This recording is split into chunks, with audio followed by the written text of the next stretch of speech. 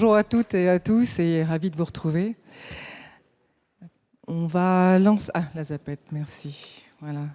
Avant d'ouvrir la table ronde sur le hors-site, on va vous lancer une présentation, une intervention que Madame la Première ministre, Madame Borne, a faite également sur le sujet. Nous devons adapter le mode de construction, notamment grâce à la construction hors site. L'industrialisation de la construction permet de réduire les nuisances liées à un chantier, de mieux maîtriser les délais et surtout de limiter considérablement l'impact des travaux sur l'environnement. Nous devons donc bâtir une filière d'excellence en matière de construction hors site en nous appuyant sur France 2030. Alors, il y a un petit problème d'ordre. Ah. Je peux revenir en arrière, s'il vous plaît? Voilà, merci. Voilà. Pour en parler devant vous, j'ai réuni plusieurs industriels qui sont très engagés dans la préfabrication. Je vais appeler donc vous présenter Olivier Budin pour le groupe IPELEC, Vincent Goyard pour KP1, Ludovic Pro pour Schneider Electric et Philippe Rago pour Unila. Et moi-même, donc Christine Guitonneau pour le groupe Bouillet-Leroux, avec la marque Biobrick. Industrialisation hors site, filiale d'excellence pour la construction. Derrière ces termes, chacun va entendre des choses différentes, voire des opportunités, des menaces. En résumé, on pourrait dire que la préfabrication et le hors site représentent une démarche collaborative. Chacun va s'exprimer pour développer sur les thèmes. En quoi la préfabrication et le hors-site sont-ils une solution pour relancer notre filière? Et c'est Olivier qui développera sur ce sujet. Quelles sont les solutions industrielles déjà opérationnelles? Et là, je laisserai le soin à Vincent de nous parler de sa solution plancher et de son environnement.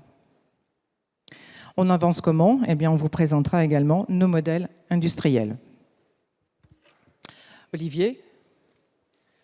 Merci Christine. Alors, effectivement, les équipes du groupe IPELEC sont investies au quotidien dans la préfabrication des réseaux techniques pour l'habitat auprès des constructeurs, des promoteurs et des acteurs de la construction industrialisée avec notre filiale ADCA. Nous avons la chance de collaborer étroitement avec l'écosystème hors site, qui est animé par Pascal Chazal, et nous sommes des observateurs très attentifs de ce qui se fait à l'étranger, notamment en Suède, mais aussi en Angleterre et dans le Benelux. Alors il faut démystifier le hors-site. Le hors-site, là vous avez une usine qui est située près du cercle polaire, qui fait 50 000 m², qui sort un module de 40 m² par demi-heure. Mais c'est une toute petite partie de l'activité hors-site. Le hors-site, pour bien comprendre, il faut se dire que le site, c'est le chantier. Le hors-site, c'est toutes les activités qui ont lieu en amont du chantier. Ça commence par une démarche très collaborative au niveau de la conception et des études. Et ensuite, il y a plusieurs approches constructives qui peuvent s'hybrider. Donc vous avez l'approche 3D, mais vous avez également l'approche 2D, où vous avez des industriels qui vont fabriquer des cloisons, des toitures, des planchers, des panneaux. Vous avez l'approche 1D, où vous avez l'ensemble des industriels qui vont fabriquer des éléments, par exemple au niveau des réseaux techniques, des éléments des plateformes connectées, des panneaux photovoltaïques, des systèmes de câblage, de plomberie, de recherche de véhicules électriques, de chauffage, et des intégrateurs qui vont travailler qui vont assembler ces éléments en kit, prêts à l'emploi, plug and play, qui se simplifieront les chantiers. La vraie urgence vis-à-vis du hors-site, de l'approche hors-site, c'est la chute de productivité. C'est ce qui la provoque. C'est un mal dont on ne parle pas assez sur nos chantiers, mais notre filière, à la différence des autres activités économiques en France, ont vu ou constatent depuis des années une chute de la productivité sur les chantiers. Alors c'est lié à la pénurie de main-d'œuvre, c'est lié à des technicités croissantes, c'est lié à la complexité des réglementations, des normes environnementales. Et ça provoque des surcoûts insupportables. Insupportables pour vous, insupportables pour les clients qui ne peuvent plus se loger. Donc, nous devons nous poser la question, pourquoi continuons-nous à accepter d'avoir un tel écart d'efficience entre un chantier et entre les activités qui se passent dans l'industrie ? 20% d'efficience sur un chantier, où vous allez assembler des matériaux à faible valeur ajoutée en multipliant par un très grand nombre d'heures, par rapport à des sites industrialisés où vous allez avoir des opérateurs postés qui ont une efficience de plus de 80%. Qui peut aujourd'hui supporter ça financièrement ? Merci Olivier. Pour la partie qui nous concerne, le poste plancher structurel, la préfabrication, c'est déjà une réalité qui est différente selon les marchés. Vous avez ici l'affichage du taux de pratique des systèmes préfabriqués selon les segments, maisons individuelles en diffus sur la gauche, avec les constructeurs principalement, qui ont déjà des bonnes pratiques et qui se sont déjà bien emparés du sujet de la préfabrication. Et si on va sur la droite, que ce soit de la promotion immobilière horizontale ou verticale, là on sent tout le poids des habitudes avec des planchers qui sont aujourd'hui, en grande majorité, encore coulés en place. Très clairement, les sources de progrès se situent au niveau des deux segments de droite. Et il y a tout un panel de solutions aujourd'hui disponibles, et dont certaines d'ailleurs pourraient venir de la maison individuelle, et j'invite les promoteurs à s'inspirer de ce qui se passe sur le marché. Pour que la préfabrication se développe, nous avons identifié 3 conditions. Pardon, il y a eu... C'est passé trop vite. On va revenir en arrière, si vous voulez bien. Alors, il y a un désordre, désolé.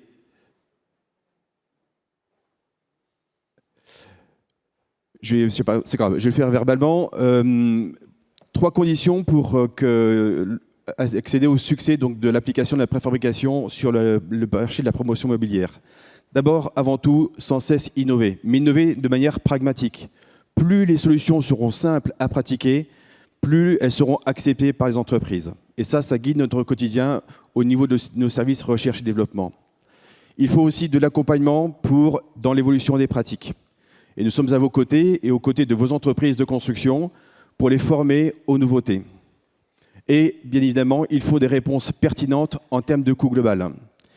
Il est impératif d'être placé en termes de prix fourni-posé sur ces solutions, mais il faut aussi que l'ensemble des intervenants qui créent la chaîne de valeur intègrent les bénéfices directs et indirects liés aux solutions préfabriquées.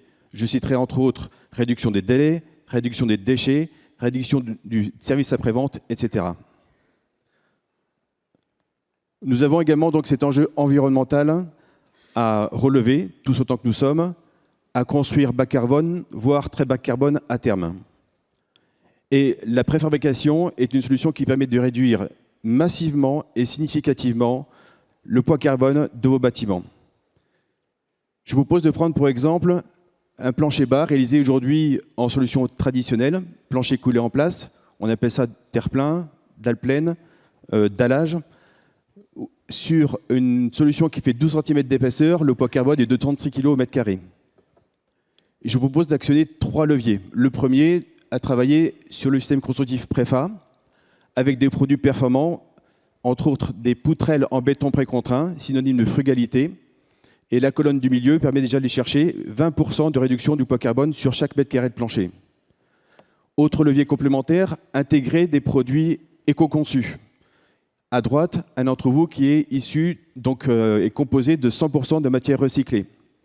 Troisième levier, travailler avec des bétons en dalle de compression performants, nouvelle génération, moins chargés en clinker, et donc qui permettent d'aller chercher donc 55% de réduction de poids carbone pour chaque mètre carré de plancher.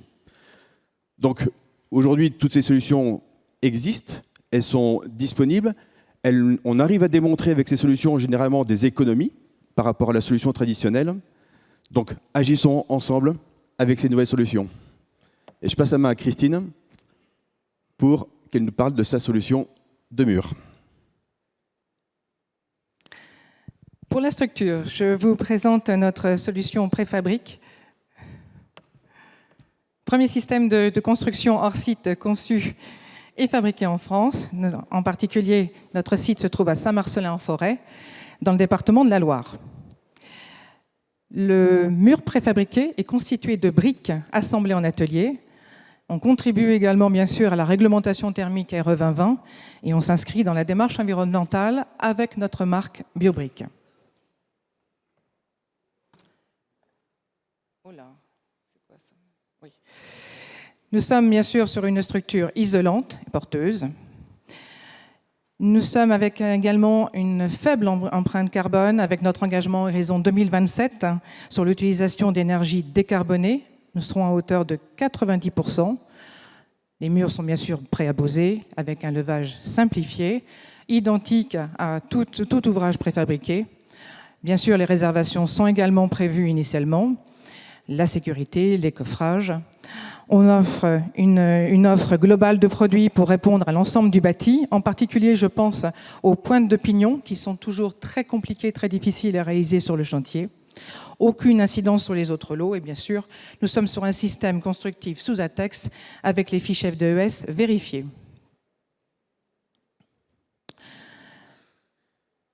Nous travaillons à peu près aujourd'hui sur les marchés en deuxième et troisième famille. En particulier, ici, vous avez un programme qui a été réalisé à Pau, dans le 64, avec une résidence étudiante.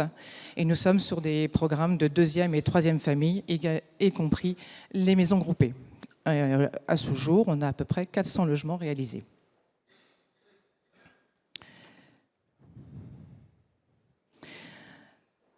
Les bénéfices au niveau de la chaîne de construction, eh bien, on a travaillé sur les 3 piliers. La qualité, bien sûr, Olivier l'a dit, le coût et les délais. C'est une solution efficiente, elle est compétitive, on respecte les délais, on évite les aléas de chantier. La durabilité, les performances, c'est dû aussi à la qualité de l'ouvrage. Sécurité chantier, c'est 0, puisque les hommes travaillent au niveau du sol. Plus de pénibilité, 0 charge.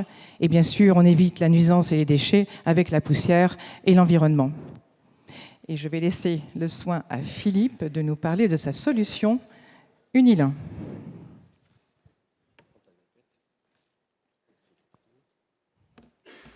Merci Christine. Alors donc chez Unilin, depuis 50 ans, nous investissons dans des process d'industrialisation et de préfabrication. De notre côté, nous sommes convaincus d'une approche hors site par fonction. Précédemment, Vincent et Christine vous ont présenté ce qui peut être pratiqué sur les planchers et les murs. De notre côté, je souhaiterais vous présenter rapidement ce que l'on peut faire, notamment sur la fonction de la toiture en pente. Une statistique qui ne trompe pas, 83% des entreprises du secteur aujourd'hui peinent à recruter des charpentiers. Je pense que vous devez vivre ça au quotidien tous les jours. Et ce qui en fait un métier donc rare, d'une filière d'excellence, sans parler maintenant du coût. Aujourd'hui, nous opérons en Europe et sachez que les difficultés que nous rencontrons ne s'arrêtent pas à la France. En matière de préfabrication, nos voisins du Benelux sont très avancés, car le problème de main-d'œuvre est réel, c'est très clair, ils n'en ont plus. Ils n'ont plus trop de choix de développer la main-d'œuvre hors site, non plus une main-d'œuvre de métier spécialisée, mais industrielle, à l'instar de ce qui se passe dans l'automobile. Tu en parlais tout à l'heure, Olivier. Je ne sais pas ce que c'est que ce... Mais c'est pas de mien. Voilà. Grâce au progrès de la digitalisation appliquée au bâtiment, pour les projets neufs, nous partons directement des logiciels 3D de vos conceptions, des maquettes numériques. Pour les projets existants, notamment pour la rénovation, nous sommes déjà équipés de drones pour digitaliser les toitures, ce qui évite de monter sur les toits, donc de préserver la sécurité de nos compagnons et d'éviter ainsi des erreurs qui peuvent coûter très cher, notamment sur les prises de cote des toitures complexes. Toutes ces solutions d'entrée sont directement en interface avec nos logiciels de conception et d'usinage, ce qui nous permet aujourd'hui de livrer sur chantier des kits complets de toiture avec notice de pose, en quelque sorte en mode Ikea, mise en place non plus par des équipes spécialisées, mais des équipes de montage d'entreprise générale. Là, vous avez un exemple en Hollande d'une toiture charnière uniface 4 en 1, avec la découpe permettant de recevoir les fenêtres de toit, qui intègre la sous-face intérieure, l'isolation thermique allant jusqu'à 1 R210, l'écran sous toiture et le support de couverture. Voilà. Et on imagine également donc encore rajouter des fonctions à la livraison. Voilà encore quelques exemples avec les lanterneaux fabriqués en usine, des toitures un peu complexes en 4 pans. Voilà. Voilà un peu ce que je pouvais présenter. Je vous invite à venir sur site, visiter les chantiers, voilà, en réel. Je te relaisse la parole. Olivier, tu nous présentes ta solution également, couplée avec Schneider. Alors, la question qu'on se pose, c'est comment est-ce que collectivement, on doit agir pour inverser la courbe de productivité. Alors, ça passe par un changement de paradigme. Ça veut dire qu'il faut à la fois envisager de faire évoluer son mode constructif, sa supply chain, et la mission qu'on confie aux installateurs, aux artisans sur chantier. En clair, distinguer la fourniture de l'activité pose. Ces changements, pour s'accomplir, ils nécessitent une ouverture et un engagement très fort de chaque dirigeant de vos organisations. Ça passe par là. À défaut, ça ne changera pas et les habitudes gagneront. Et on continuera à voir notre courbe se dégrader. Vous pouvez pour ça compter sur l'accompagnement de l'écosystème hors site, industriel, de la préfabrication. Tout ça, c'est la même idée. On est à vos côtés pour réussir ces évolutions le plus en amont possible des constructions, dès la conception. Si je parle maintenant du groupe IPELEC, nos équipes sont à disposition pour travailler sur l'ensemble des réseaux fluides et de vos habitats. Ici, j'ai mis quelques exemples. Et tout ça, ça se fait, nous, en collaboration étroite avec des industriels, dont Schneider Electric, ici présent, mais d'autres qui sont dans la salle aujourd'hui. On va travailler sur les pieuvres plug and play électriques, sur de la maison connectée, pour rendre ça le plus simple possible, sur la maison qui produit sa propre énergie, à partir des panneaux solaires et de l'autoconsommation, qui vont aller recharger les véhicules électriques. La maison devient une station-service. C'est les réseaux hydrauliques, et la question de l'eau prend une importance croissante en ce moment. On est enfin en train de réaliser que c'est une denrée rare et chère qu'il faut préserver. Et donc avec des systèmes de préfabrication des réseaux hydrauliques très avancés, jusqu'à la valorisation de l'eau de pluie, avec des systèmes où vous pouvez réinjecter l'eau de pluie vers différentes fonctions de l'habitat. Vous commencez évidemment par les toilettes, la machine à laver le linge et l'arrosage. Voilà, donc c'est un travail collaboratif auquel nous vous invitons pour renforcer la productivité des chantiers, rendre les logements plus accessibles et avoir des constructions plus durables. Je passe la parole à Ludovic. Merci Olivier. Du coup, comme tu viens de l'expliquer, IPELEC met au service de la profession sa capacité à concevoir et à déployer ses solutions préfabriquées. Eh bien, nous, Schneider Electric, humblement, ce qu'on va essayer de faire, c'est à travers l'innovation, simplifier cet acte de préfabrication. J'ai pris 3 exemples ce matin. Le premier, c'est le cœur énergétique de la maison, le tableau électrique. On a sorti là, ces derniers mois une dizaine de références de tableaux préfabriqués, précablés en usine. Du coup, ceci correspond à 80% des besoins en configuration de logement en France, que ce soit à Lille, à Marseille ou à Paris. Les logements sont à peu près les mêmes en termes d'architecture électrique. Du coup, on va les précabler dans nos usines Schneider. Ça va assurer une grande sécurité de câblage et puis une optimisation industrielle. Vous comprendrez qu'au lieu qu'un électricien imagine chez lui la conception d'un tableau et puis la câble logement par logement sur site, eh bien on va tout rapatrier un premier travail en usine pour l'optimiser. Et puis s'il y a besoin de simplifier, grâce à la technologie de nos disjoncteurs embrochables, finalement, on reclique des disjoncteurs les uns derrière les autres pour pouvoir faire différencier selon les besoins au cas par cas. Le deuxième cas, c'est pour la connectivité et l'efficacité des logements. Quand on parle de hors-site, on se doit de parler de système, de sous-ensemble. Du coup, l'idée de notre système de Smart Home Wiser, c'est d'optimiser l'intercompatibilité entre les différents lots, entre les différents systèmes. Et c'était la base de sa conception. L'idée est de pouvoir parler facilement avec les organes de chauffage, de production d'eau chaude sanitaire, de volets roulants, de bornes de recharge, comme tu l'as dit, Olivier, pour que, in fine, ça soit très simple à plugger, à s'interfacer avec les différents fabricants. Et finalement, tout ça s'accompagne.